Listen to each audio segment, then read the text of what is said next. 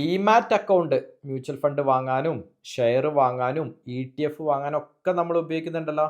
പക്ഷേ NRI ആണെങ്കിൽ NRI demat account വേണം. ഇല്ല എന്നുണ്ടെങ്കിൽ ഫോറിൻ എക്സ്ചേഞ്ച് മാനേജ്മെൻറ്റ് ആക്ട് ഫെമയുടെ ഫൈൻ വരും.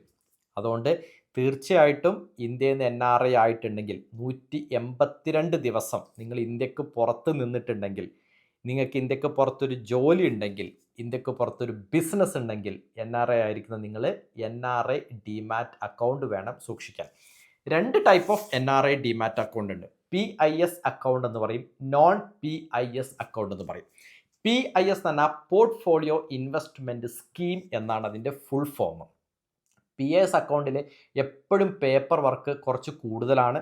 IPO പോലത്തേൽ നമുക്ക് അപ്ലൈ ചെയ്യാൻ പറ്റില്ല. അതുകൊണ്ട് ഒരു NRIക്ക് ഏറ്റവും ബെസ്റ്റ് ഓപ്ഷൻ എന്ന് പറയുന്നത് നോൺ PIS ഡിമാറ്റ് അക്കൗണ്ടാണ്. ഇത്തരത്തിൽ ഉള്ള ഡിമാറ്റ് അക്കൗണ്ട് ഓപ്പൺ ചെയ്ത് കഴിഞ്ഞാൽ ഇന്ത്യൻ റൂൾസ് ആൻഡ് റെഗുലേഷൻസ് നമ്മൾ ഫോളോ ചെയ്യുന്നു. നാളെ ഒരു രീതിയിലുള്ള ഫൈനും കിട്ടില്ല.